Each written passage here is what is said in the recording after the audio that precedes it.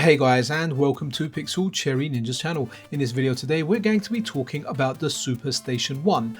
If you're unfamiliar with what the SuperStationOne is, it's a MiSTer FPGA console based on the PS1. So the PlayStation, but not the original PlayStation, you know, the smaller one that came out later. And what's really interesting is Taki Udon, who is one of the members of the company that's behind this, a company called Retro Remake. They're also making a dock for this. Among the features the dock has, you can put in your physical media and it will run your physical media. Well, it won't run it directly, but it will create a RIP, a backup of it, and it will run that backup. Sounds very, very interesting, but what I really like about this, what we're seeing on screen today, and the reason for this video.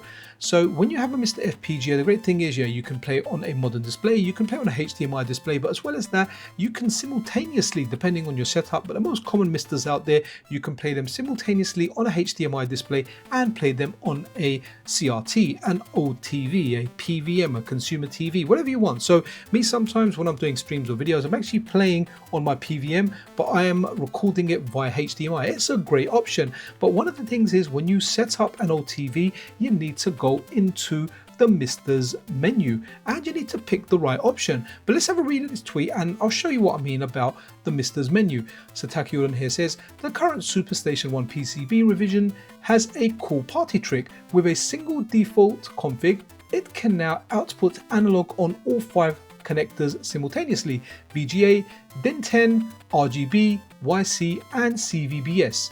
We spent the last month getting all of them to output reference quality analog video and we are almost done.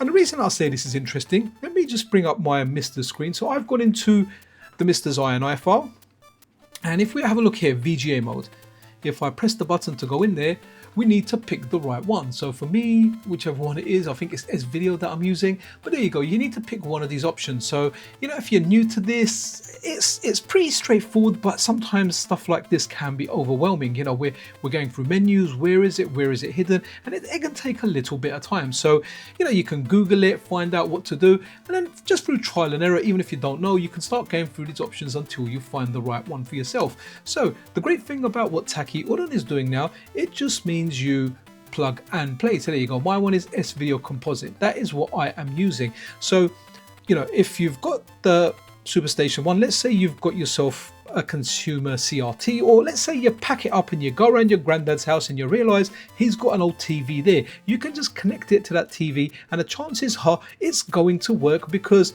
it's kind of ready to adapt to whatever signal it requires, which I think is a very, very good quality of life improvement. It's something that definitely gives it that really out of the box feel, you know, just simply plug and play. Naturally, you do need to add your own ROMs. And just a quick one here, which I think is just a question someone asked, which is Antonio here says, is the SuperDock planned to be shipped with the SuperStationOne, or will there be 2 separate shipments? And sensibly, Taki Udon answers, planned to ship together. That makes sense, right? Why double the postage? Hey, but yeah, interesting stuff. But that's it for this video, guys. Just wanted to do a really, really quick video showing this because, yeah, it's exciting. And as we come closer to release, I know many people are looking forward to this, and yeah, I think this is just really, really good. So, you know, if you haven't got yourself an old TV, a CRT of some kind, maybe try and find one, so when you get this you can play it on that.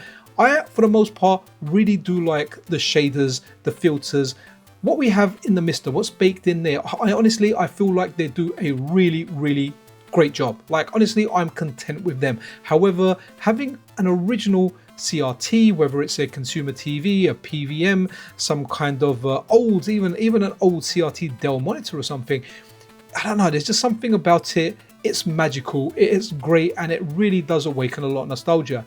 But like I said, the scan lines, the effects that we have on MiSTer are fantastic. But anyway, it's great to have these options. Lovely to see Taki going above and beyond that little extra mile here just to make it easier for the end user. But that's it, guys. Quick video. If you like this kind of content, consider subscribing to the channel. Be awesome to one another. This is Pixel Cherry Ninja out.